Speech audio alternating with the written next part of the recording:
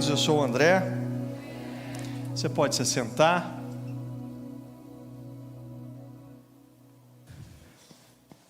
Pelo que você pode ser agradecido. A gente, no início do ano, teve uma série falando sobre gratidão. Recentemente, terminamos uma série falando sobre generosidade. Mas pelo que você pode ser agradecido hoje? Pode ser que um dos motivos da sua gratidão hoje esteja próximo a você. E quem sabe esse é o momento de você dar um abraço em quem está perto e dizer assim: obrigado pela tua vida, eu sou grato a Deus por você existir.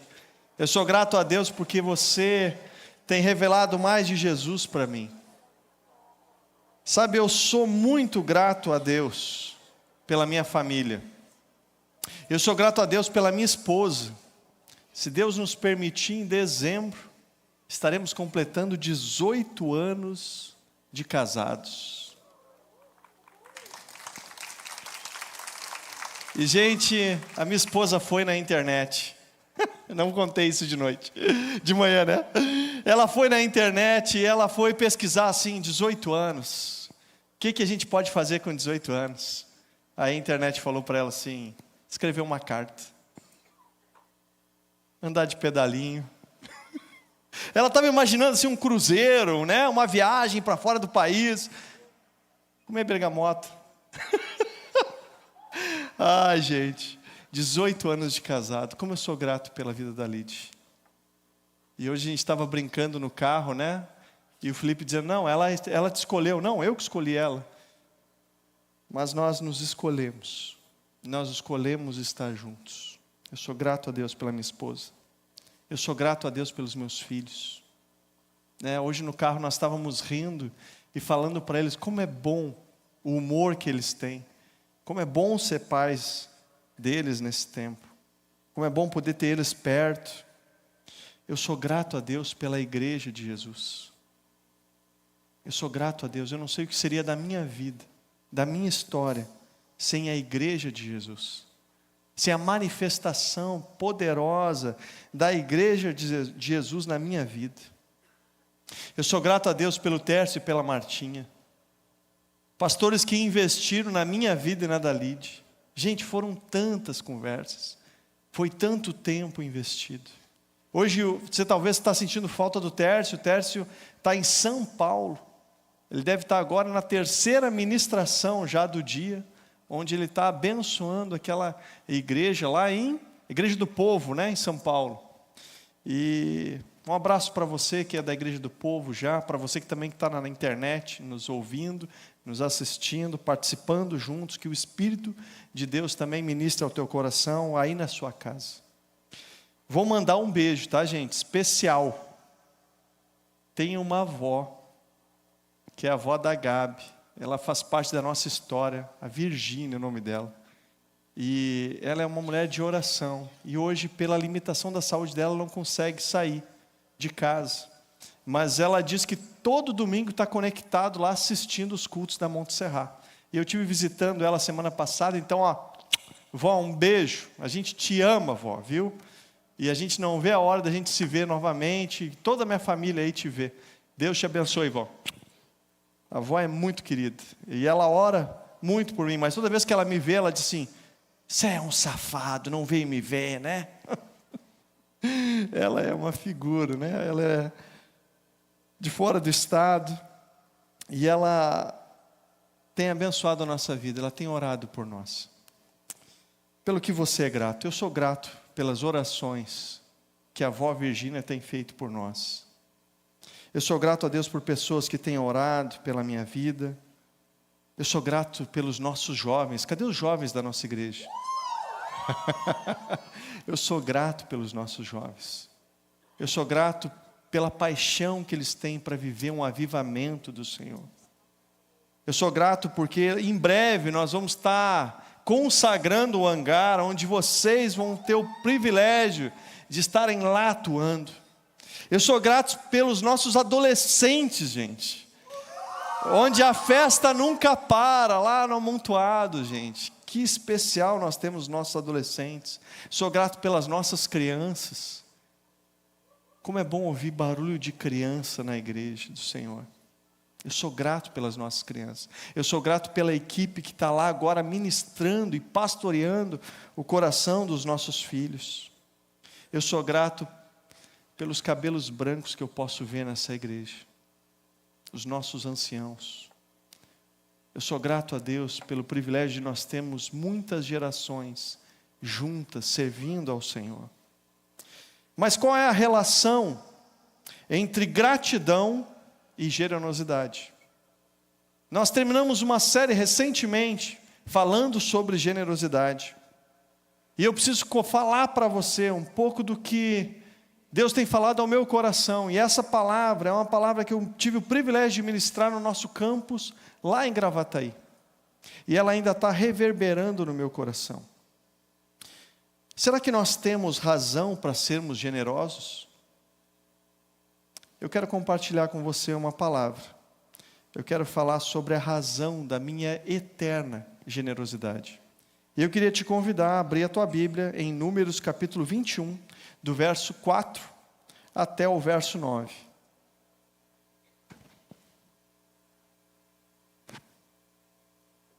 Números capítulo 21,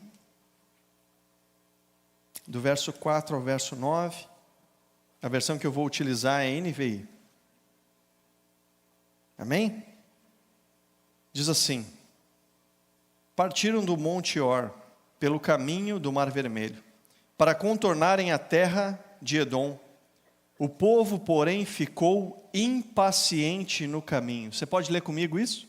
O povo, porém, ficou no caminho. E falou contra Deus e contra Moisés, dizendo: por que vocês nos tiraram do Egito para morrermos nesse deserto? Não há pão, não há água, e já estamos fartos dessa comida miserável. Então o Senhor enviou serpentes venenosas, que morderam o povo, e muitos israelitas morreram.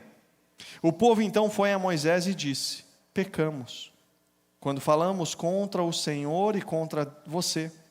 Ore, pedindo ao Senhor que tire as serpentes do meio de nós. Moisés orou ao povo, e o Senhor disse a Moisés: faça uma serpente, e coloque no alto de um poste, e quem for mordido, e olhar para a serpente, viverá.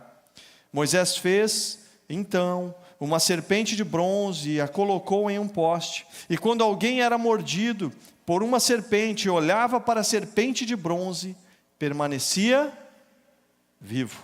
Vamos orar? Feche teus olhos, curva a tua cabeça. Pai, nós estamos diante da tua palavra, e nós queremos pedir que essa palavra, ela venha falar aos nossos corações. Deus, aquilo que o Senhor falou no quarto secreto comigo, aquilo que o Senhor ministrou, que eu precisava ouvir, eu peço que o Senhor me ajude a transmitir para os meus irmãos, mas eu peço que o Senhor me ajude a transmitir na mesma intensidade que o Senhor falou comigo. Eu peço que o Senhor me ajude a trazer para a igreja do Senhor a palavra completa que o Senhor me deu. Pai, em nome de Jesus, tem misericórdia de nós. Sê conosco. Deus, leva a nossa mente e o nosso coração cativos ao Senhor. E que somente o Teu Espírito tenha liberdade no nosso meio.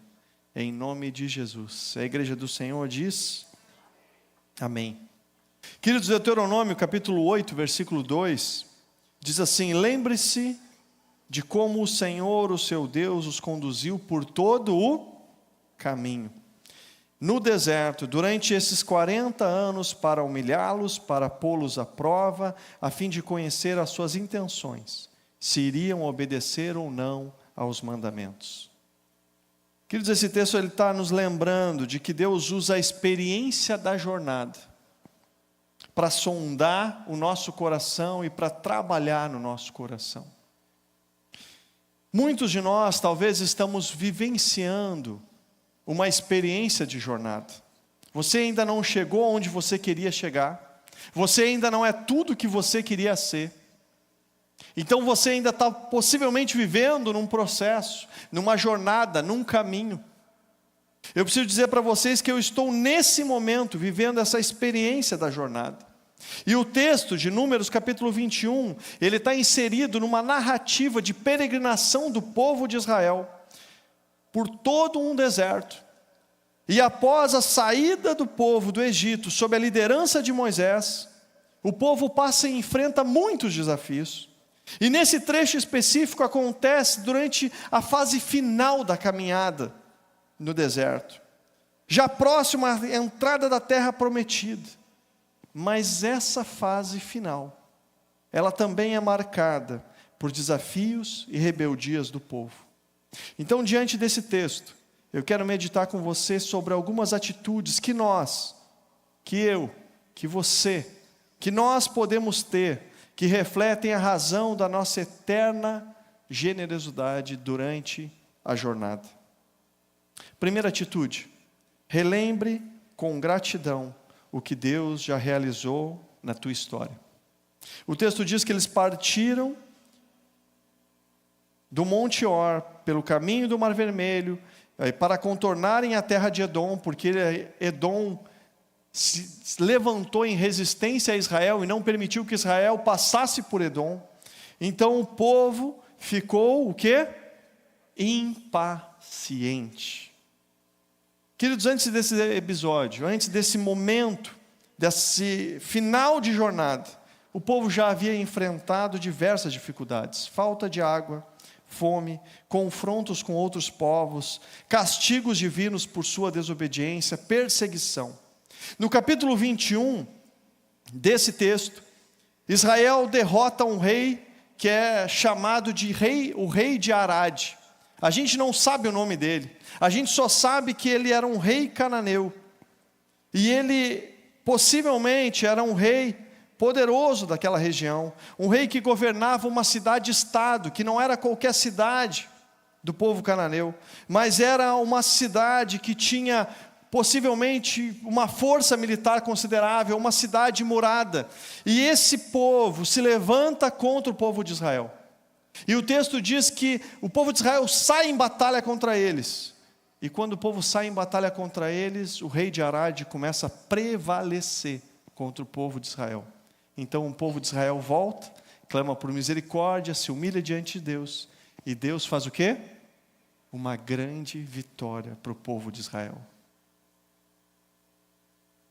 Queridos, a vitória contra Arade aconteceu após o povo buscar a Deus e fazer um voto de fidelidade.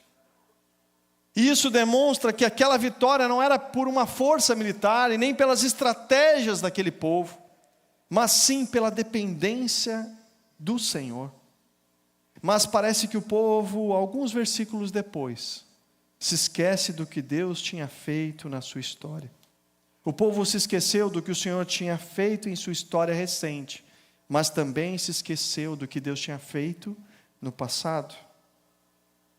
O que isso tem a ver comigo e contigo? O que Deus já fez na tua história?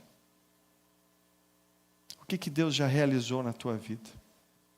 O que Deus já marcou na tua história para que você possa olhar para o passado e dizer assim: eu creio em Deus, eu sei que Deus está ouvindo o meu coração. O que você já enfrentou no passado, que hoje pode ser motivo de confiança para você?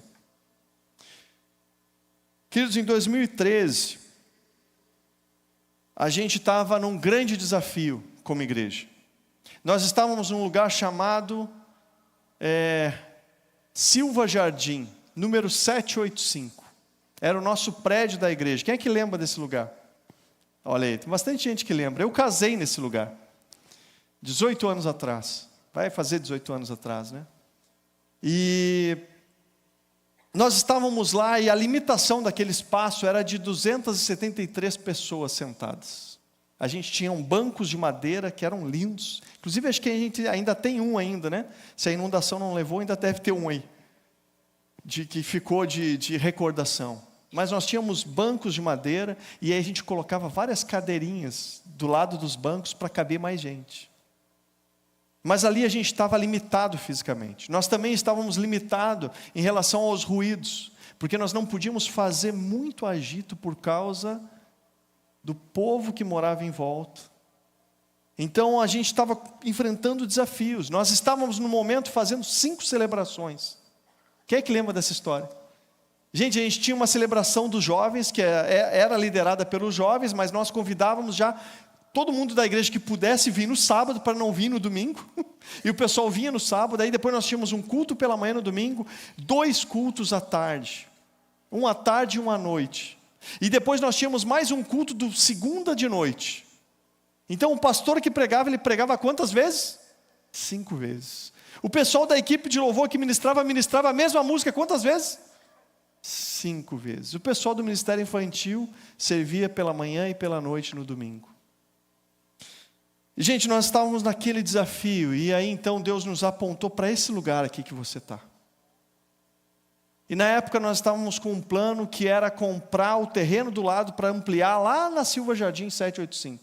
Quem lembra dessa história também?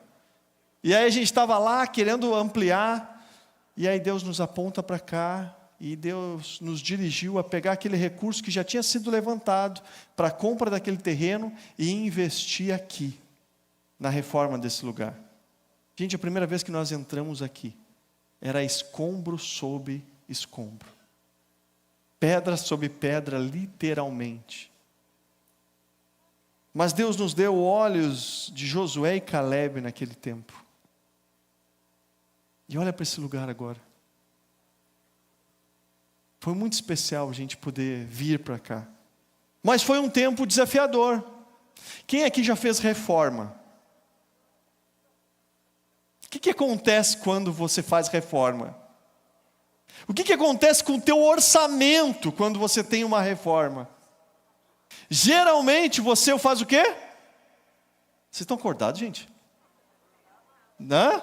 Geralmente a gente estoura o orçamento. E aqui não foi diferente. Aquilo que a gente tinha não foi nem perto do que a gente investiu para reformar esse lugar. E, gente, nós tínhamos pessoas que estavam cuidando disso com muito afinco.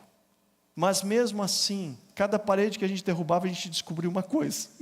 Ih, rapaz, não vai dar essa parede aqui, tem que fechar isso aqui, tem que não sei o quê. E aí a gente foi indo. E aí chegou um momento, gente, que nós estávamos enfrentando um grande desafio financeiro. Mais ou menos como o que nós estamos enfrentando nesse momento. Mas naquela época estava sendo tão desafiador que eu lembro que a Eusina lembra, né, disso aí, né? A gente pagava o pessoal que era CLT, né, os funcionários que eram CLT, e a equipe ministerial a gente ia pedalando. E, gente, chegava épocas que a última semana, os últimos dias do mês, a gente pagava a última parte do salário da equipe ministerial. E aí o mês virava, começava tudo de novo. E aí assim a gente ia. E, cara, e honrando sempre os compromissos, e Deus nunca deixou a gente desonrar um compromisso. Mas foram momentos desafiadores. No meio de tudo isso, ainda Deus nos levou a fazer um compromisso para sustentar 40 missionários em Cuba. E aí um dos pastores foi escolhido para liderar uma equipe para ir para Cuba. Quem foi o escolhido? Eu fui o escolhido, gente. E aí eu lembro que eu estava lá para pegar então o recurso para nós levarmos, para sustentarmos 40 missionários. E cada missionário ia ser sustentado com $20. Na época, dava para ser um sustento de 6 meses, até um pouquinho mais, eu acho, para aqueles missionários. Gente, chegou no dia da viagem. O que aconteceu? Não tinha o recurso para a gente levar. E eu disse, não tenho recurso para levar para os missionários? Não temos. A gente vai tentar depositar depois para vocês e está tranquilo. A gente tem o recurso para o Joy, que era o nosso missionário coordenador. Então nós fomos com uma equipe, nós andamos por Cuba, visitamos as igrejas nas casas. Em Cuba tem algumas igrejas que já são instituições protegidas por lei, que tem prédios onde a igreja pode se reunir, mas o restante é tudo nas casas. E nós fomos de uma ponta a outra de Cuba. Nós fizemos naquele momento um retiro, um congresso com jovens e adolescentes, que chamava Atitude 434. Ele era um movimento de pureza sexual. Gente, foi muito especial. Lembra disso, amor? Foi muito especial. Mas aí, gente, chegou o dia que os missionários, eles iriam vir para receber o recurso que a igreja brasileira estava enviando para que eles pudessem se sustentar durante os próximos meses. E eu lembro que a gente estava em Jatibonico, e eu estava no segundo andar daquele prédio, eu estava na sacada assim olhando, e eu comecei a ver aqueles missionários chegando. E aqueles missionários estavam chegando de bicicleta. Alguns daqueles missionários tinham andado 40 quilômetros para chegar até lá. E eu lembro que eu fiquei olhando para aqueles homens, e eu entrei no quarto que eu estava, e eu disse: Deus, como é que o Senhor me deixa isso acontecer? Pai, como é que o Senhor me bota nesse negócio? Deus, o que eu vou falar para esses homens? Os homens vieram 40 quilômetros, Deus, pedalando, e eu vou chegar para eles e vou dizer que não tem nada. E eu lembro que eu fazia assim com as minhas mãos: Deus, eu vou dizer para eles que não tem nada. Enquanto eu estava falando com Deus, abrindo meu coração para Ele, Deus falou assim para mim: olha para as tuas mãos. E eu olhei. Olha para as minhas mãos. O que tem aqui nas minhas mãos? Não tem nada. E foi o que eu disse para Deus: Deus, não tem nada. Não tem nada nas minhas mãos. O que adianta eu olhar para as minhas mãos? E aí Deus falou assim: eu vou encher as tuas mãos. Eu vou encher. E Deus, o que eu falo para eles? Fala isso. Aí eu disse: Deus, tá bom. Mas aquilo já me tranquilizou. Porque eu fiquei pensando: não, pelo menos eu tenho uma palavra para dizer para eles, e tem até uma ilustração. Eu vou poder chegar para eles e dizer: olha para as mãos de vocês. Mas quando eu estava saindo lá daquele quarto, ainda na crise, mas com uma palavra de Deus que tinha mudado o meu coração, o telefone toca. Gente, naquele momento em Cuba, 50% de Cuba tinha acesso à internet. Hoje eu acho que é mais restrito até. Mas o que geralmente acontecia é que nós nos falávamos por mensagem, né? Ou por e-mail, ou por coisa assim. Mas, gente, o telefone tocar já era um milagre. E o telefone tocou naquele momento, e eu olhei o telefone, eu estou saindo para falar com aqueles missionários. Quem é que estava do outro lado do telefone? Quem vocês acham? O Tércio. E aí eu assim, naquele momento, indo para lá, que é aquela viagem para os missionários, e o Tércio super animado, do jeito dele. E aí, André, como é que estamos? Tudo bom? E aí, André, está preparado? E eu disse assim: estou preparado, preparadaço. Aí o Tércio: está preparado, cara? Está preparado para voltar e não ter salário? E eu disse: estou preparado. Deus acabou de falar comigo que Ele vai encher, que Ele vai encher minhas mãos. E aí o Tércio falou assim: André, então Deus falou contigo mesmo, porque Deus acabou de enviar uma oferta para cobrir todas as despesas da nossa obra, e amanhã nós estamos depositando o recurso para esses missionários e ainda mais. E, gente, naquele momento, eu cheguei diante daqueles homens, eu contei para eles essa história, e eu disse assim: olha para a mão de vocês. E eles olharam: o que tem nas mãos de vocês? Tem nada. Eu disse assim: pois Deus vai encher. Amanhã está chegando a oferta que Deus já mandou para vocês. E aqueles homens choravam, gente. Aqueles homens vibravam, que nem vocês estão vibrando agora. Assim, é uma vibração tamanha, que eu não consigo nem me conter aqui. Gente do céu, glória a Deus pela igreja viva de Deus. Olha, aleluia. E, gente, mas o que Deus já fez na tua história? O que você pode olhar para trás e dizer assim: não, Deus já fez isso comigo. Deus já agiu na minha vida. Será que você está num momento que você está passando por limitações? Talvez aquele momento em que as torneiras de recursos da tua vida parece que estão todas fechando, e tu já não tem mais para onde ir. Talvez você está passando por uma crise. Talvez você está passando por um tempo de adversidade. Talvez você está caminhando no meio de limitações. Tem uma frase do livro do C.S. Lewis, que é o livro Cartas de um Diabo ao Seu Aprendiz, que ele diz assim: a gratidão, ela tem olhos no passado, e o amor no presente. Mas o medo, a avareza, a luxúria e a ambição têm os olhos no futuro.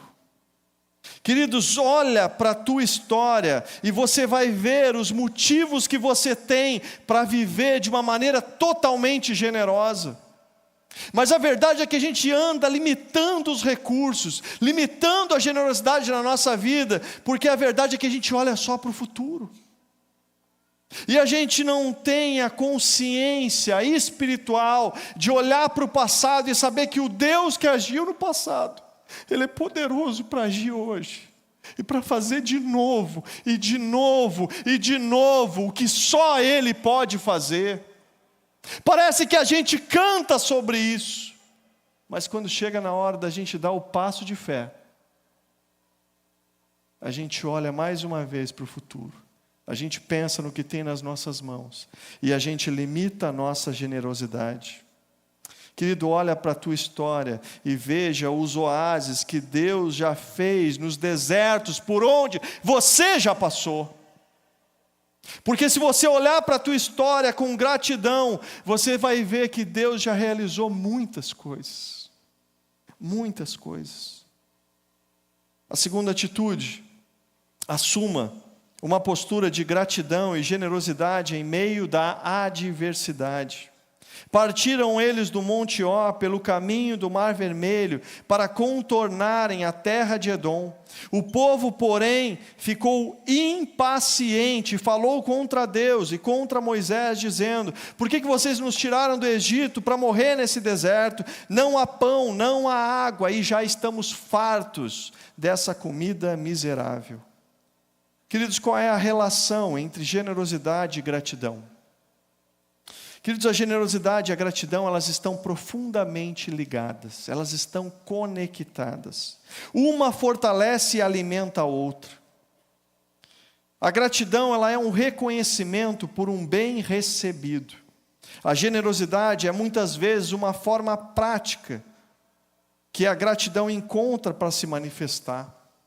E se sentir grato, ele é muito bom. Mas quem geralmente é grato costuma agir. Quer ver uma coisa? Eu descobri um negócio, depois que eu casei. Sempre que você recebe algo, né? De repente um prato, né? Um pedaço de bolo, alguma coisa. Pois descobri isso com a minha esposa. Diz os bons costumes que você, quando for devolver o prato, você tem que devolver ele cheio. Olha, vocês são todos também que nem a minha esposa, né? Com bons costumes. Eu não sabia disso. Então, eu tinha um vizinho, quando eu morava lá no Caminho do Meio, que ele, todo domingo, o sogro dele ia para a casa dele e fazia um churrasco. E aí, daqui a pouco, ele batia lá em casa, eu abria a porta, e ele estava lá com um sorriso, uma tigela assim, com um pedaço de maminha, salsichão, coraçãozinho. E ele me dava aquele pote, e aí a gente agradecia, entrava para dentro de casa, comia aquela carne, e aí depois eu pedia: amor, faz um bolo. Aí a Lid fazia um bolo, eu botava no pote, ia na casa dele, ó, né? Para você também. Por quê? Porque geralmente quando alguém faz um bem para ti, tu quer devolver. E aí eu ia lá, batia na casa dele, devolvia o pote, né? Agradecia, dizia: cara, muito obrigado e tal. Eu entrava para minha casa, no outro dia ele batia lá, devolvendo o mesmo pote, com outra coisa. E a gente começava a viver num loop infinito de gratidão, e um dando para o outro uma coisa, e aquele pote nunca parava na casa de ninguém. Mas isso é porque quando você é grato, você quer demonstrar isso de maneira generosa. Dificilmente, se eu fizer o bem para você, você não vai querer me devolver esse bem. Então, sentir gratidão é muito bom. Mas quem é generoso e quem é verdadeiramente grato costuma agir, costuma doar o seu tempo, a sua atenção, os seus recursos. E aí eu preciso perguntar para você: você é uma pessoa generosa? Você se considera uma pessoa generosa? Queridos, a postura do povo foi diferente. Nós sabemos que a ingratidão foi a postura do povo. Mas como é que isso aconteceu? Primeiramente, o povo ficou impaciente. Fala comigo? Impaciente. E eu vou dar uma definição básica de impaciência. Impaciência é a falta de paciência. Olha, pô, rapaz, você não podia sair daqui sem isso, né? Cara, com certeza isso mudou a tua vida. Impaciência, uma dificuldade ou uma incapacidade de esperar com calma. Impaciência, uma incapacidade de tolerar contratempos, de lidar com frustrações ou suportar situações desconfortáveis, sem irritação ou sem ansiedade. Quantos homens entraram no carro e deram aquela buzinadinha na frente de casa, assim para a esposa se apressar? Dificuldade de lidar com os contratempos. Ou talvez dê só um toquezinho, estou indo, hein? Se tu não vir. Uma definição um pouco mais completa: a impaciência é um estado emocional caracterizado por inquietação, irritação ou frustração diante de atrasos, obstáculos ou esperas, especialmente quando se tem expectativas de que algo deveria acontecer rapidamente, mas costuma demorar. E aí a pergunta é: será que você é impaciente? Eu vou fazer algumas perguntas. Se você for parecido comigo, queria pedir que você levantasse a mão para nós estarmos na mesma página.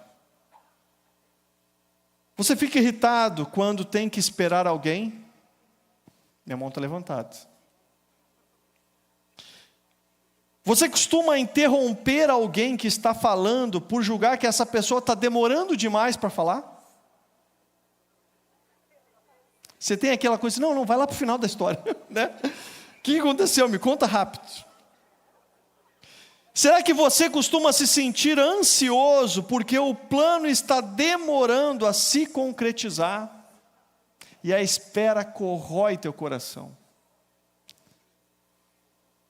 Queridos, eu não sei para quantas perguntas você disse sim. Eu disse sim para as 3 que eu respondi com vocês, e para mais algumas perguntas que Deus me fez em casa que eu disse sim também. Então sim, eu estou num momento desafiador e de impaciência. Eu estou num momento da jornada em que meu coração está ficando mais curto do que deveria ficar. Eu estou lutando com isso hoje. Nós estamos num momento desafiador no campus em Gravataí. Quem é aqui de Gravataí aí? Levanta a mão que está aqui hoje, nessa noite. Glória a Deus, gente, amo vocês. A gente está num momento desafiador. E aí talvez tu está olhando e diz assim, não André, mas tu está em Gravataí, tu não era para tu não ia ir para Viamão? Gente, eu fui, isso não deu tempo de me enviar, mas eu fui. E eu não só fui, como agora trouxe todo mundo que é de Viamão para Gravataí. E nós estamos lá, mas nós estamos num momento desafiador em Gravataí. Eu tirei 12 dias de férias num lugar chamado Aprisco. E foi um lugar muito especial. Nós fizemos, acho que a menor caminhada que nós fizemos lá, como família, foi 7 quilômetros. Mas todo dia, todos os 12 dias, nós caminhamos muito lá. E era legal porque aí as crianças caminhavam bastante, chegavam em casa e iam dormir. Mas eu não conseguia dormir. Porque meu coração está impaciente. Porque eu estou num momento desafiador. Porque a gente está num momento desafiador como campus em Gravataí. Tem muita coisa boa acontecendo. Mas está sendo desafiador. Sabe, nós temos heróis em Gravataí. Nós temos uma equipe de ministério infantil que está há mais de 2 anos montando e desmontando uma sala de aula para acolher as crianças que chegam lá. São mais de 40 crianças todo domingo. E esses caras e essa equipe já está lá há mais de 2 anos. Eles chegam 8 horas da manhã, desmontam toda uma sala de aula, organizam a sala para se tornar mais acolhedor para aquelas crianças. Elas preparam o ensino para aquelas crianças, elas pastoreiam aquelas crianças e as famílias daquelas crianças. E aí depois que tudo termina, eles têm que montar tudo de novo para a gente devolver o prédio. Porque nós locamos aquele prédio apenas no domingo. E hoje, a nossa celebração do campus Gravataí, que agora abraça Viamão, uma parte de Cachoeirinha e também a cidade de Glorinha, ela está acontecendo numa faculdade que nós locamos. Mas nós temos muitos desafios pela frente lá. Nós temos uma reunião de homens toda terça, 6h30 da manhã. Sabe onde que acontece? A reunião dos homens, num salão de beleza. Você vai chegar lá, os homens estão todos assim, com as mãozinhas já preparados. Está sendo num salão de beleza. E sabe por que está sendo nesse salão de beleza? Porque nós temos um casal, um homem e uma mulher de Deus, que tem um salão de beleza, mas que eles entenderam que tudo que eles têm, tudo que eles são, tudo que está nas mãos deles são do Senhor. Então, quando eles viram que a gente não tinha espaço, e dentro do salão deles, eles têm um espaço para cursos, que caberia os homens orando, eles chegaram e disseram assim: está aqui, pastor, reúne aqueles homens lá. Aquele homem, ele chega antes de nós, ele prepara café para todos aqueles homens, e nós estamos lá num campo de batalha, orando pelas nossas vidas como homens, mas também orando pela nossa família, toda terça-feira, orando por vocês aqui também. Mas nós estamos num momento desafiador. Nós estamos num momento desafiador porque nós temos uma galera do amontoado que a gente chamou, levantou a mão e disse: gente, vamos reunir a galera do amontoado. Deu 43 adolescentes. 43 adolescentes. Teve alguns adolescentes que foram daqui para nos ajudar a servir lá esses adolescentes. Agora pergunta para mim, onde é que vocês vão reunir esse povo? Você está entendendo a limitação que nós estamos passando? Os desafios? Está entendendo por que a inquietação do meu coração? Nós temos a reunião de homens, mas se nós levantarmos a mão e dissermos assim: não, nós queremos fazer a reunião de mulheres. Gente, vai dar mais de 80 mulheres. Aonde eu vou colocar essas 80 mulheres? E não pode ser qualquer espaço, porque são as mulheres, elas são preciosas, e nós precisamos dar para elas o melhor. Então tu entende que o meu coração no meio desse processo está impaciente. Tem algo dentro de mim se mexendo. E gente, a jornada é muitas vezes uma experiência desafiadora. E isso não está acontecendo só no meu coração, mas nós estamos como igreja num momento de expansão. Nós estamos lá finalizando o Vale dos Sinos, mas ainda tem muita coisa acontecendo. Às vezes eu olho para o Michel e parece que a cabeça dele não para de girar. Mas está quase, a gente já está quase consagrando. Nós temos igrejinha que já está quase consagrando. Nós estamos com o hangar quase consagrando. Mas ainda nós temos a Zona Sul. E a Zona Sul, gente, a gente não conseguiu nem dar o passo de locar um local. Porque nós não temos recursos agora para fazer isso. André, como é que vocês estão fazendo isso então? Porque a gente pode olhar para o passado e ver que Deus já fez, e que o mesmo Deus que fez é poderoso para fazer de novo e de novo, para a honra e para a glória dEle. Mas nós estamos num momento desafiador. Então, quando você está num momento desafiador, você tem uma escolha. Ou você vai se juntar a Deus e clamar a ajuda dEle, ou você pode se tornar crítico no processo. E você pode se tornar crítico, e essa foi a jornada do povo de Israel. O povo de Israel se tornou crítico. Ele falou contra Deus e contra Moisés, dizendo: por que vocês nos trouxeram para cá? Nós sabemos que a crítica ela pode ser positiva ou negativa.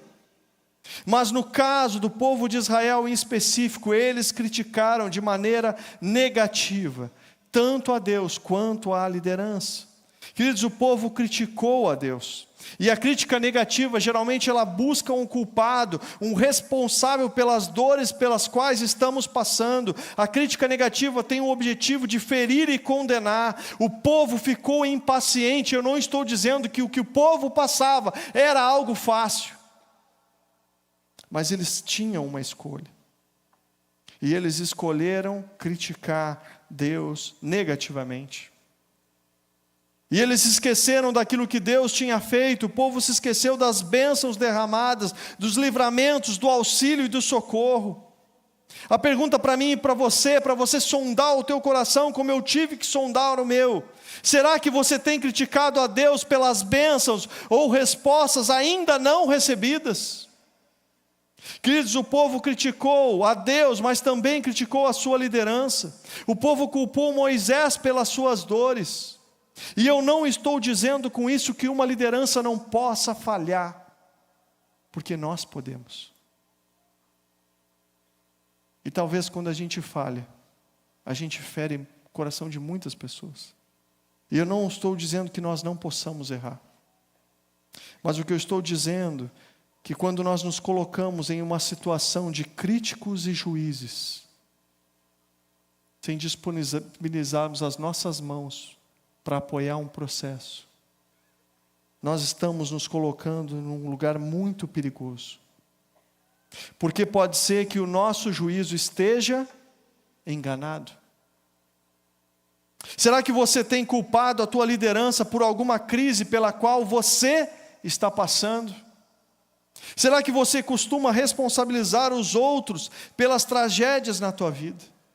Queridos, o povo ele reclamou da provisão, o povo ele reclamou de Deus, reclamou da sua liderança, mas o povo também reclamou daquilo que havia recebido. Eles disseram: não há pão, não há água, e nós estamos fartos dessa comida.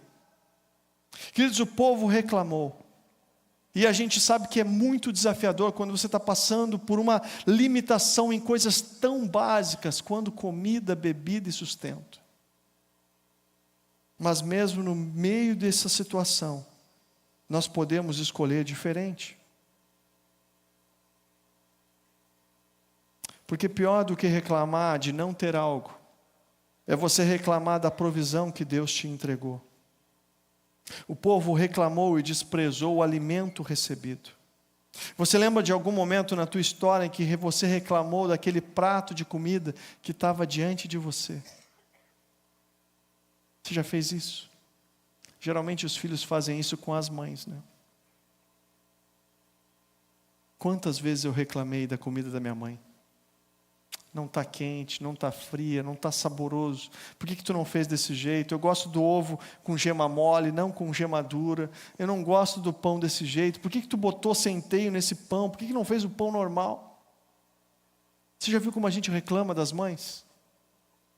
Agora, você sabe que a gente não reclama tanto dos pais? É engraçado isso, né?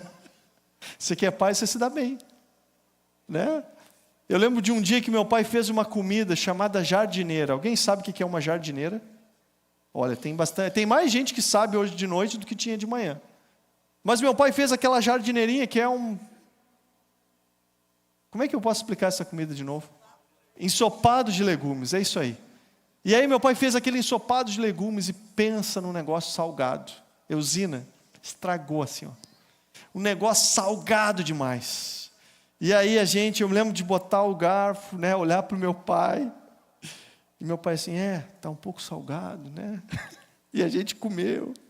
E aí minha mãe parou assim, largou os pratos, largou os talheres e disse assim, tá, ninguém vai falar nada. Quando sou eu, todo mundo fala. Quando é o pai, ninguém fala. Mas sabe que às vezes nós conseguimos reclamar até do prato de comida que nós recebemos. Queridos, quantas vezes você nem orou agradecendo pela comida que você tem? Porque às vezes isso também acontece. Eu falei lá em Gravataí que tinha um amigo de um amigo meu que quando ele ia comer, ele nem orava mais. Ele fazia assim, olhava para o prato, comia. E tem gente que, cara, você já viu a oração de crente no shopping? O cara vai orar, está com o prato de comida, ele fala assim, ó. Cara, quando eu vejo isso aí, eu já digo, aquele cara é crente, está com medo de orar, está com vergonha de orar, mas ele é crente, eu sei disso. Cara, o cara já só faz assim, ó. É a oração do cara. A oração de shopping. Mas às vezes a gente está lá, gente, na nossa casa, e a gente vai dormir, e quando a gente vai dormir, a gente diz, Deus, obrigado por esse alimento. A gente está tão no automático, em vez de a gente agradecer pelo dia e pela noite de descanso, a gente agradece pela comida. E quando chega na hora de agradecer pela comida, a gente vai no automático e não para pensar que tem gente naquele momento que não tem. o que comer. Ontem à noite eu cheguei, depois de uns 15 anos, de uma adolescente, que foi uma visitação de Deus, aqueles 15 anos. E eu cheguei em casa, gente, e a Lídia estava lá com um lençolzinho térmico ligado. Estava um frio. Eu entrei naquele lençolzinho térmico e disse: Deus, obrigado, obrigado por isso. Obrigado que eu tenho uma cama quente para dormir. Gratidão. Será que você tem sido um filho grato a Deus? Como discípulos de Jesus, nós temos o costume de agradecer pelo alimento antes de comer, mas às vezes o ato de agradecer pode se tornar algo tão comum que a gente de fato não é grato por aquilo. Será que você tem reclamado do sustento de Deus na tua vida? Sabe, às vezes a gente consegue reclamar até de bênçãos que nós pedimos para Deus. Quer ver uma coisa? Mulheres, quanto tempo você orou por um marido? E agora ele é o alvo das tuas reclamações. E agora, tudo que ele faz é errado. Parece que em pouco tempo de príncipe ele virou um sapo. E tudo que ele faz é deixar a toalha molhada em cima da cama, esquecer o sapato no meio da sala, né? Deixar o chinelo fora do lugar, sumir com o controle remoto, controle do ar-condicionado, não seca a louça direito. Mas você orou tanto para ter um marido. Você orou tanto para ter uma esposa. Parece que nada que ela faz dá certo. Sabe, existem maridos que estão destruindo a alma das suas esposas. Tua mulher já não tem mais alegria de viver, porque só sai crítica da tua boca como marido. Esses tempos eu tomei um chacoalhão da Lid. A gente está num desafio agora lá em casa. 30 dias sem negatividade. Não pode falar nada errado. Falou que está ruim, perdeu, começa tudo de novo. Está assim agora. E os filhos entraram também. Ó, negatividade. A gente precisa ter um coração grato. Será que você orou para ter filhos e agora que você tem filhos, você só reclama do que eles fazem ou da bagunça que eles fazem? Sabe, gente, parece que tem pai e mãe que só reclama dos filhos. Mas você lembra que você orou para que Deus te desse eles? Eles são uma bênção que Deus te deu. Deus olhou para ti e te achou capaz e responsável de ter filhos e de cuidar deles. E de amá-los e amá-los até o fim. Às vezes nós podemos reclamar até das bênçãos pedidas ao Senhor. Talvez você tenha reclamado do sustento que o teu trabalho te traz. Talvez você tenha achado que esse sustento é pouco. Talvez você tenha reclamado do trabalho que você tem. Talvez até inconscientemente você pense que Deus está sendo mesquinho com você. Será que você em algum momento, nessa última semana, parou para agradecer os 5 pães e 2 peixinhos que Deus colocou na tua mão, que de alguma maneira, Ele é poderoso para multiplicar? Então, você pode viver em Cristo de uma maneira diferente. Você pode estar passando por todas as limitações. Você pode ver tudo que está errado e mesmo assim escolher ter uma atitude diferente da que o povo de Israel escolheu, que foi a crítica a Deus, aos seus líderes e ao sustento de Deus. Em Cristo você pode ter uma postura diferente, você pode assumir uma postura de gratidão e de generosidade em meio às dificuldades. Permita que Deus use a tua vida como um instrumento das bênçãos de Deus nessa terra. Querido, às vezes as respostas de Deus para a vida de alguém vão passar pelas minhas mãos e pelas tuas mãos. Às vezes vai passar pelo nosso tempo, pelas nossas habilidades já adquiridas. Às vezes vai passar pelo network que a gente já alcançou. E Deus vai usar a tua vida para abençoar alguém. Mas quando nós insistimos na ingratidão, quando nós continuamos na murmuração, no desprezo a Deus e aquilo que Deus nos entrega e o que nos dá, nós teremos um encontro com a disciplina do Senhor. E talvez nesse momento existam irmãos queridos, filhos amados de Deus, que estão enfrentando a disciplina do Senhor já.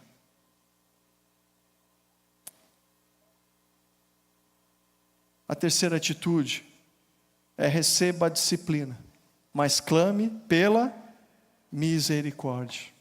O texto diz que o Senhor então enviou serpentes venenosas que morderam o povo, e muitos israelitas morreram.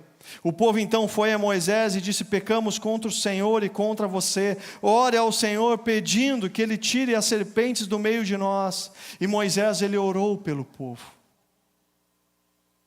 Queridos, a disciplina do Senhor, ela é parte do seu amor.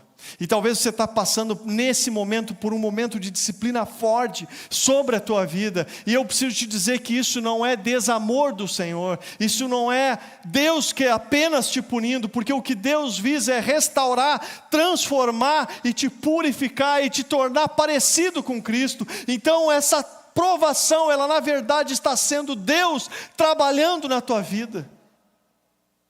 Mas talvez no momento dessa provação, você está passando por ela e você não consegue enxergar. Mas a palavra de Deus diz que o Senhor corrige a quem ama, e açoita todo filho que recebe. E a disciplina divina, ela visa formar o caráter de um discípulo e levá-lo a um crescimento espiritual. Será que você costuma receber a disciplina do Senhor? Ou você tenta escapar dela? Eu tive um amigo no seminário. Ele era o colega com mais idade naquela época, né? Eu entrei no seminário, eu tinha 23 anos. Ele tinha 43. E esse meu amigo, meu colega de seminário, ele tinha um amigo. E esse amigo dele, até os seus 14 anos, ele nunca tinha sido disciplinado pelos seus pais, principalmente pela sua mãe. Então um dia eles estavam na casa desse amigo, e eles estavam conversando, e aí um dos guris falou assim: cara, minha mãe me pegou, cara, mas me deu-lhe uma chinelada, cara, que olha, foi forte. E o outro assim: cara, nem me fala, minha mãe me pegou também, puxou minha orelha, me deu uma prensa. E o guri estava lá quieto. Eu nunca apanhei da minha mãe, eu nunca fui corrigido pela minha mãe. Aí eu digo: o quê? Tu nunca tomou uma chinelada? Não, nunca tomei uma chinelada da minha mãe. Minha mãe nunca me puxou o cabelo, nunca torceu minha orelha, nunca me deu um beliscão, nunca me apertou. Aí os outros: cara, como assim que a tua mãe nunca te fez isso, cara? Não, é que eu tenho um segredo. Ele falou: cara, o que é o segredo? Não, toda vez que a minha mãe vem para me pegar, eu digo: meu coraçãozinho. Aí, o que tu faz? Meu coraçãozinho. É mesmo, cara, e aí? Não, e aí minha mãe acha que eu tenho um problema no coração, e toda vez que ela vem, eu falo isso, e ela para, e ela não me corrige. E aí ele foi falando, e o cara: cara, por que eu não pensei nisso? Eu podia ter feito isso minha vida toda. E eles falando assim, ele contando vantagem. Não, cara, faz o... meu coraçãozinho, tua mãe vai ficar... Só que ele estava falando na casa dele. Quem é que estava ali atrás da porta escutando? A mãe dele. E a mãe dele estava escutando, e aí os amigos foram embora, e ele está lá na porta de casa dizendo: Deus, tchau, daqui a pouco a gente vai lá, depois eu vou lá no campo, não sei o que, dando tchau. No que ele fecha a porta, ele se vira, está a mãe dele assim: meu coraçãozinho. Você já sabe o que aconteceu com ele, né? Seus 14 anos invictos acabaram naquele momento. Queridos, a ingratidão, ela pode trazer consequências diante de Deus, especialmente quando ela é expressa por uma atitude constante de rejeição à graça e à direção de Deus. Mas o foco da disciplina do Senhor não é punição. Deus, Ele quer restaurar, curar, transformar. Mas quando a gente olha para esse texto, a gente vai ver que a resposta das serpentes venenosas, elas eram justas sobre aquele povo. Deus estava mostrando para aquele povo que o veneno que saía das palavras deles agora estava consumindo a vida de cada um deles. Será que você se sente passando pela disciplina do Senhor? Será que você está enfrentando alguma disciplina de Deus na tua vida? Queridos, nós não podemos dizer para Deus: ai meu coraçãozinho, porque Deus conhece nosso coração. Deus sabe exatamente o que tu tem aí. Deus sabe exatamente as inclinações da tua mente e da tua índole. Deus sabe que tu pode ser generoso e tu não é. Deus sabe que tu pode ser amoroso e tu não é. Deus sabe que você tem pecados que você não confessa e que você não quer abandonar. Deus conhece o meu e o teu coração. E às vezes Ele usa a disciplina dEle para que o nosso coração se volte para Ele de novo, como se voltou o coração daquele povo. E Deus teve misericórdia, porque a misericórdia de Deus é quando Deus resolve não me dar o que eu mereço. E eu lembro quando eu ensinei para o meu filho, que hoje tem 11 anos, sobre misericórdia. Ele aprontou. Ele já sabia ler, né, naquela época. E ele aprontou. E ele tem aqueles olhos pretos, grandões assim, aquelas bolitas bonitas dele. E ele aprontou e me olhou com aquele olhar firme. E eu disse assim: filho, vai para o teu quarto. E eu fui lá para o quarto. Na época a gente usava uma varinha, né? Aquelas varinhas bem fininhas assim, só dá um... tipo Beto Carreiro assim.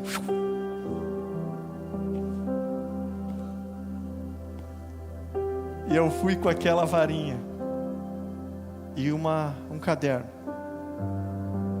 E dentro daquele caderno tinha uma folha escrita. E eu falei para ele assim: filho, tu quer a varinha? Ou tu quer que está escrito aqui? E eu abri. E sabe o que estava escrito ali? O que estava escrito? Misericórdia. E eu falei: filho, tu quer a varinha?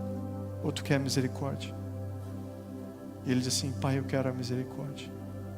E eu falei assim: filho, a misericórdia é quando Deus não nos dá o que a gente merece. E é isso que tu vai receber hoje. Tu vai receber a misericórdia de Deus.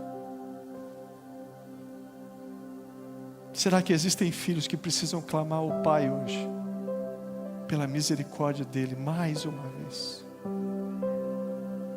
Clama pelo auxílio, clama pela misericórdia. André, como é que eu posso receber essa misericórdia? Confessa as tuas ingratidões. O texto bíblico diz que o povo foi até Moisés e disse assim: nós pecamos. Nós pecamos porque nós falamos contra o Senhor e contra você. Confesse a Deus as tuas ingratidões, confesse a Deus as tuas críticas, confesse a Deus as murmurações do teu coração. E talvez escolha um irmão, alguém que tu ama e que te ama, e fala para ele: cara, me ajuda, ora comigo, porque eu tenho sido ingrato nesse tempo. E eu estou olhando para o meu coração e eu estou vendo que eu estou reclamando, porque o meu coração não se tornou apenas impaciente, mas eu já saí da impaciência para a crítica. E porque eu saí para a crítica, eu já estou entrando no momento, uma crítica negativa, eu já estou entrando no momento de sofrer a disciplina. André, como é que eu posso receber misericórdia? Receba a instrução de Deus, que pode te livrar. O texto diz: ore ao Senhor pedindo que Ele tire as serpentes do meio de nós. Moisés orou pelo povo, e quando ele orou pelo povo, Deus deu uma instrução para ele: faz uma serpente de bronze, coloca num poste, no alto de um poste, e todo aquele que olhar para aquela serpente vai ter vida. Sabe, muitas vezes nós arrumamos muito mais problemas quando nós agimos por conta própria, sem a sabedoria de Deus. sem buscar a Deus a direção. Dallas Willard, ele diz o seguinte no seu livro Renovação do Coração. Ele diz: a sabedoria é saber como fazer o bem e evitar o mal em suas situações práticas. Sem ela, mesmo as nossas boas intenções podem causar grandes danos. Eu preciso te dizer que talvez as tuas boas intenções são a razão de você estar cada vez mais indo para um caminho distante de Deus. E talvez sejam as tuas boas intenções sem a instrução divina que estão cada vez te colocando ainda mais abaixo. E você se sente talvez no fundo do poço, mas eu preciso te dizer que o poço não tem fundo. Sempre dá para piorar um pouco mais. O C.S. Lewis, no livro Cristianismo Puro e Simples, ele diz o seguinte: todos nós desejamos o progresso, mas se você está numa estrada errada, o progresso significa você fazer um retorno e voltar para a estrada certa. Nesse caso, o homem que volta atrás primeiro é o mais progressista. Quantos aqui querem o progresso de Deus na sua vida?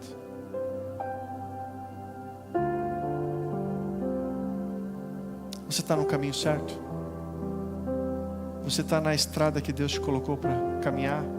Você está na jornada que Deus te colocou para trilhar?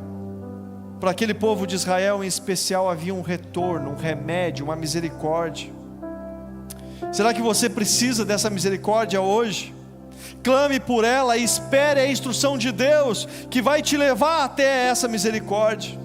André, como é que eu posso receber misericórdia? Confessa as tuas ingratidões, espere pela instrução de Deus, mas aceite essa instrução de Deus em fé. Moisés fez uma serpente de bronze e colocou num poste, e todo aquele que olhava para aquela serpente, depois de ter sido mordido por uma serpente, permanecia vivo. Queridos, para aquele povo em especial havia um remédio. O remédio era, para combater o veneno daquela serpente, era simplesmente olhar para uma serpente de bronze no alto de um monte, colocada em cima de um poste. A serpente de bronze não tinha qualquer poder, mas a cura vinha porque quando o povo olhava, eles estavam fazendo o que Deus disse para eles fazerem. Era necessário olhar com confiança para algo que por si só não parecia lógico. E isso ensina que a salvação e a cura da nossa alma vem da fé na palavra que Deus diz. Será que você tem confiado nessa palavra? Para aquele povo especial tinha esse remédio, mas para nós existe um remédio ainda melhor. Um remédio que vai combater os nossos pecados, a nossa ingratidão, a nossa impaciência, a nossa falta de generosidade. E gente, esse é o significado mais profundo desse texto, porque o significado mais profundo desse texto se remete ao Novo Testamento, e é quando você vê o Antigo e o Novo se conectando, e você vai ver aquela revelação progressiva acontecendo. E o significado mais profundo desse texto está lá num diálogo, no meio da noite, de Jesus com um homem chamado Nicodemos. E Jesus olha para Nicodemos e diz: e como Moisés, que foi levantado no deserto, assim importa que o Filho do Homem seja levantado, para que todo aquele que nele crê tenha a vida eterna. Aqui Jesus compara a sua própria crucificação, que ainda iria acontecer. O encontro com Nicodemos é no capítulo 3, a crucificação vai acontecer lá pelo capítulo 20. Jesus compara a sua crucificação àquela elevação da serpente de bronze, porque aquela serpente de bronze, ela representava o pecado do povo. Aquela serpente de bronze no deserto representava o pecado do povo exposto diante do próprio povo. Era como se Deus estivesse mostrando: olha o que a língua de vocês se tornou. Olha onde as palavras de vocês têm levado vocês. E era Deus expondo o pecado do povo diante do povo. Cristo, sem pecado nenhum, assumiu o pecado da humanidade, o meu pecado e o teu pecado. Por isso que em 2 Coríntios capítulo 5, 21 diz assim: pois foi por nossa causa que Deus tratou como pecador aquele que não tinha pecado, para que nele nos tornássemos justiça de Deus. Queridos, assim como os israelitas tinham que olhar com fé para aquela serpente para viver, eu e você nesse tempo em que vivemos, precisamos continuar olhando para Jesus, crendo na palavra dele, crendo no sacrifício dele, entendendo que nele tem a vida. E que quando nós olhamos para ele, o remédio para nossas impaciências, para nossa ingratidão, e para nossa falta de generosidade, e para todo e qualquer pecado, encontra cura em Cristo, e o nosso coração é curado. Precisamos olhar para Jesus a fim de termos nossos pecados perdoados. Precisamos olhar para Jesus para recebermos instrução e direção correta para as nossas vidas. Então relembra hoje, quais são os motivos da tua gratidão? O que você tem na tua história para dizer assim: Deus fez isso? Talvez é o casamento. Talvez você pode olhar para a história e dizer assim: lembra como Deus fez o nosso casamento? Lembra como isso aconteceu? Lembra aquela cura que foi realizada? Lembra aquela visita que Deus nos fez? Você precisa hoje assumir uma postura de gratidão no meio da adversidade, no meio da tribulação. Você precisa receber a direção do Senhor, e inclusive talvez ela seja hoje para você a disciplina, mas eu peço que você receba a disciplina como amor de Deus, mas que você clame pela misericórdia. Tem um teólogo que ele diz que a crucificação é quando um Deus santo tenta conciliar um Deus santo com um pecador. E a crucificação é aquele momento em que Jesus assume o meu lugar, o teu lugar. E de um lado ele pega na mão de Deus, e do outro lado ele pega na mão de um pecador, como eu e você. E ele reconcilia os dois. Só ele podia fazer isso. Tem um outro teólogo que ele fala um pouquinho mais. Ele diz que naquele momento que Jesus está sendo crucificado, com uma mão ele está contendo a ira de Deus, e ele está segurando em si mesmo o castigo que era para acabar e consumir a minha vida e a tua. E com a outra mão ele está dizendo assim: segura na minha mão, acredita no que eu estou dizendo. Eu vou fazer por ti o que você não pode. Eu vou fazer pela tua vida o que a tua religião até agora não fez. Eu vou fazer na tua história o que só eu posso fazer. Eu vou te dar vida, e vida em abundância. Mas esse teólogo, ele diz que vai chegar um momento em que essa mão amiga de Deus vai deixar de estar estendida para mim e para ti. E quando esse dia chegar, nós teremos um encontro com esse juízo de Deus. Agora o que eu me pergunto é: por que alguém não quereria, não desejaria segurar nessa boa mão amiga de Deus? Será que nós temos razão para sermos generosos? Foi uma das primeiras perguntas que eu fiz hoje. E eu quero terminar com um texto. Romanos capítulo 8, versículos 31 e 32. Que diremos, pois, diante dessas coisas? Se Deus é por nós, quem será contra nós? Você pode dizer isso comigo? Se Deus é por nós, quem será contra nós? Aquele que não poupou o seu próprio Filho, mas o entregou por todos nós, será que não nos dará graciosamente com Ele todas as coisas? Queridos, Deus tem graça para você, Deus tem graça para mim. Deus pode nos entregar muito mais do que você tem pedido para Ele. Aquilo que talvez tenha trazido murmuração, reclamação, ingratidão e inquietação no teu coração,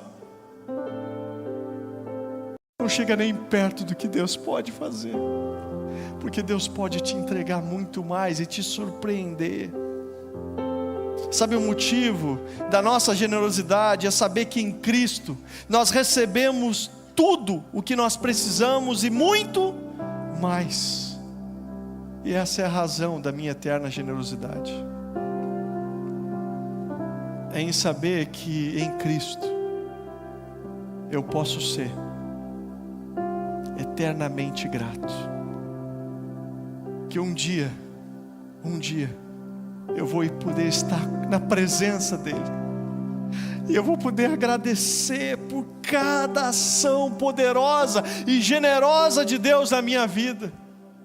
Porque essa madrugada, 3 da manhã, Deus me acordou com muitos motivos para eu agradecer.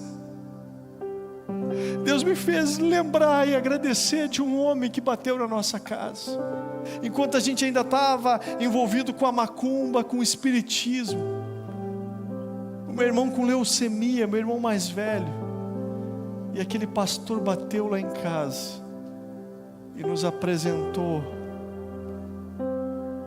uma mão amiga, a mão amiga de Deus estendida para nós. Eu sou grato a Deus por aquela igreja que me acolheu naquele momento. Eu sou grato a Deus porque quando eu era adolescente e eu estava tentando me afastar de Deus, e eu gostava de ficar sozinho na minha toca, sem ninguém me incomodar, tinha um líder, um universitário.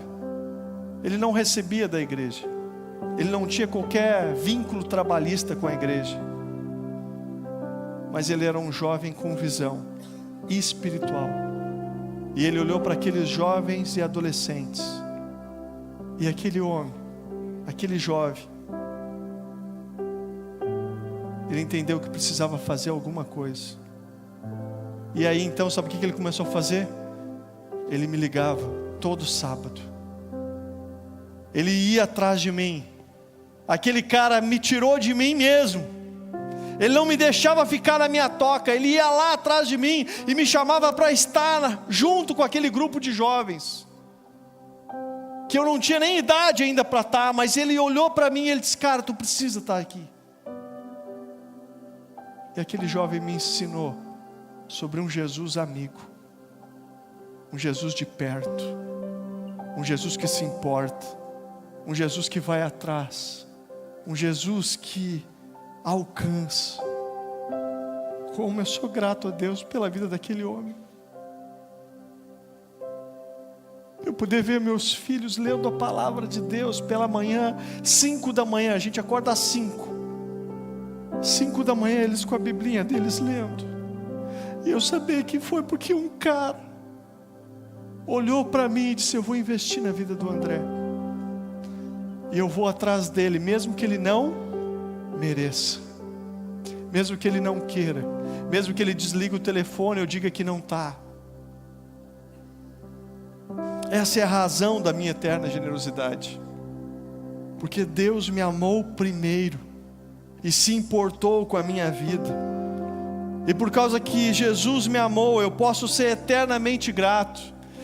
E eu brinquei hoje de manhã que eu também quero ser eternamente generoso, mas um dia a gente vai estar num lugar onde ninguém precisa de nada, porque Jesus é tudo em todos, e Ele vai ser tudo em todos. Mas eu disse para Deus: Deus, se alguém bater na minha porta, eu vou dar um bolinho de volta. Porque eu não posso deixar de ser generoso. Eu não posso conter o que eu tenho. Porque Deus tem feito mais na minha história. E eu tenho muitos desafios, e os desafios não pararam na minha vida. Mas eu tenho tantas razões para ser grato.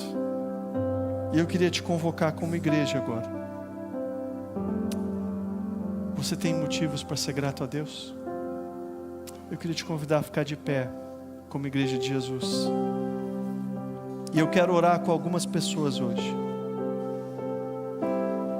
Eu quero orar com discípulos de Jesus que têm passado por lutas difíceis e que de alguma maneira têm permitido que o seu coração adoeça nesse tempo. Mas eu preciso te dizer que existe uma promessa de fé sobre a tua vida, e é a fé em Jesus que vai nos curar. É a fé em Jesus que vai nos tirar de uma vida de ingratidão para uma vida de gratidão e generosidade. É a fé em Jesus que vai nos levar a viver uma vida abundante com Ele. Então, enquanto você está aqui, enquanto tem vida desse lado da eternidade, enquanto a gente vai estar cantando que não há nada melhor, eu quero orar com algumas pessoas hoje aqui. E talvez hoje tu está dizendo para Deus: Deus, eu quero dar passos de gratidão e generosidade nessa terra. E eu quero dar passos de confiança na instrução que o Senhor vai ter. E eu quero clamar pela misericórdia do Senhor na situação pela qual eu estou vivendo. Enquanto a gente canta essa canção, eu queria te convidar a te movimentar nesse lugar. Porque conforme você vai dando cada passo em direção ao que Deus está dizendo, eu preciso te dizer que uma batalha espiritual vai estar sendo travada. E a primeira delas é para que tu nunca demonstre a tua gratidão, e para que tu nunca te exponha fisicamente sobre as tuas situações. Mas eu preciso te dizer que a misericórdia de Deus está disponível. E não só a misericórdia, como a graça. Porque enquanto a misericórdia é quando Deus decide não me dar o que eu mereço, a graça é quando Ele me dá muito mais do que eu mereço. Então, enquanto nós cantamos, eu queria te convidar, você que quer dar passos de fé diante de Deus e dizer: Deus, eu preciso de misericórdia, eu preciso de graça sobre a minha vida, eu preciso de instrução do Senhor para as situações que eu estou vivendo. Eu quero que você saia do teu lugar e nós queremos orar juntos, porque eu tenho tantos desafios e eu preciso orar com os meus irmãos, porque quando nós oramos juntos, a vitória vem, porque a palavra de Deus diz que quando nós concordamos nessa terra com algo, é ligado no céu, e o céu se movimenta, e as bênçãos são derramadas sobre nós. Então eu queria te convocar a sair do teu lugar e nós orarmos juntos, enquanto essa canção é ministrada. Se você está aqui hoje pela primeira vez, e você está tomando uma decisão com Jesus, e você quer dizer assim: Jesus, eu entendi que eu preciso olhar para Ti, não preciso olhar mais para a religião que eu estou, não devo mais ficar olhando para as situações que eu estou passando, mas eu devo focar meus olhos em Ti. Eu quero entregar minha vida nas Tuas mãos, no controle que o Senhor tem. Eu queria te pedir para sair do teu lugar e vir aqui pela frente. Nós queremos orar contigo também. Ele tem os meios de nos chamar e nos convocar. E todo desejo é satisfeito em seu amor. Não há nada melhor, não há nada. Jesus, nós cremos. Nada melhor, não há nada. Nada melhor que o meu Deus.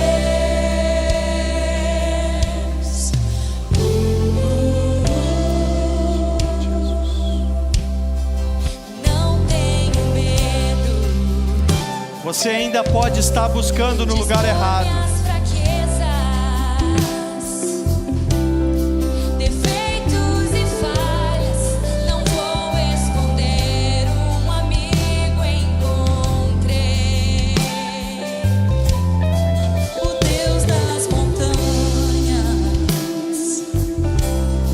é o Deus dos vales, e não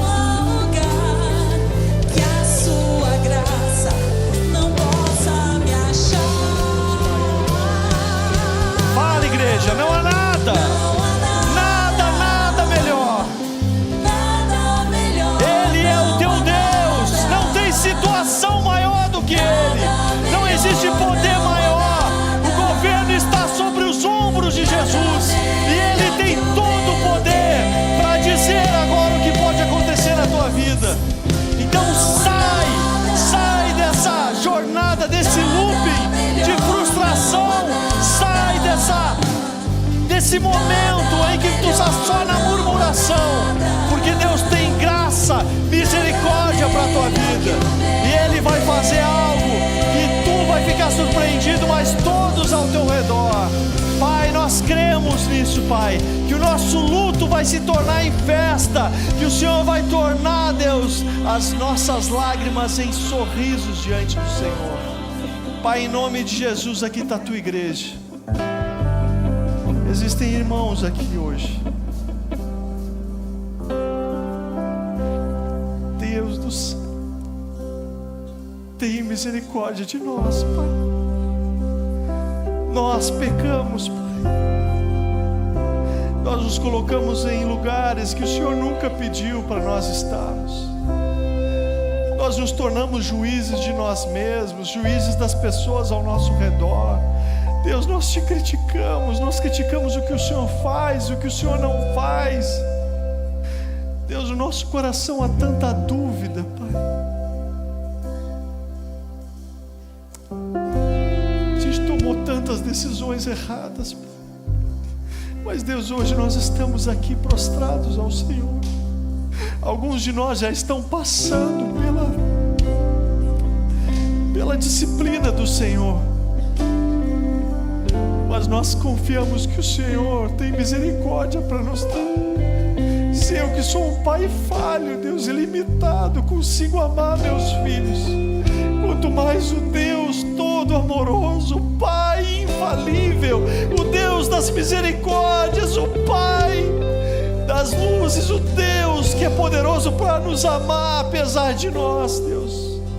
Eu peço, Deus, derrama sobre os meus irmãos não só a misericórdia do Senhor, mas derrama a graça que sustenta, que conforta, que consola.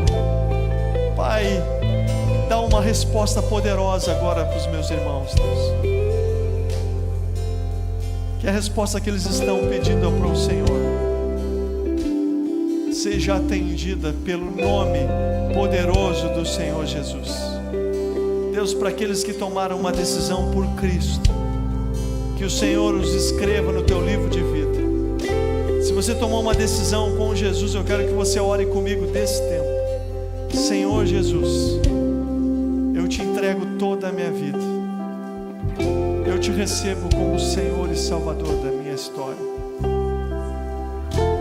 E eu abro meu coração para ser guiado pelo Senhor e para viver eternamente grato ao Senhor nessa terra. Em nome de Jesus.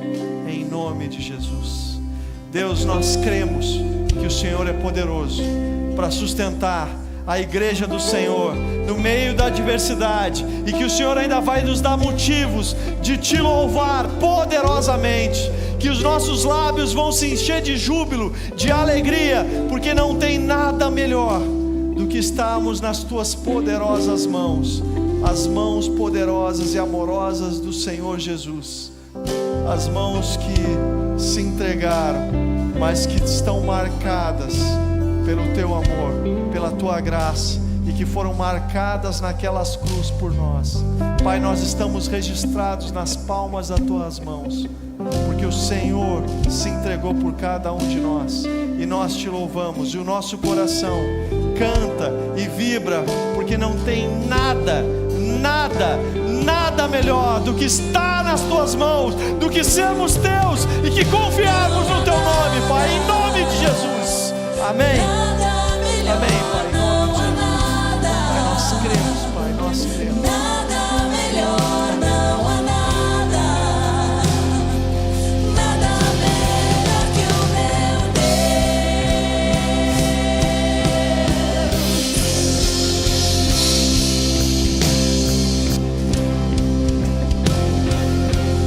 Torna o luto em festa,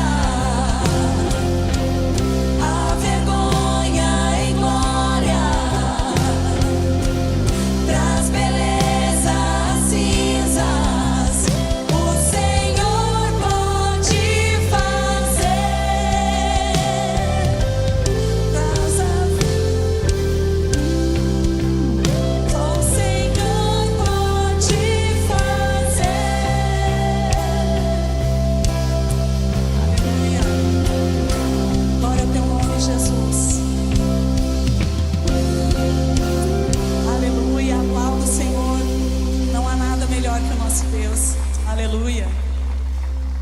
Amém.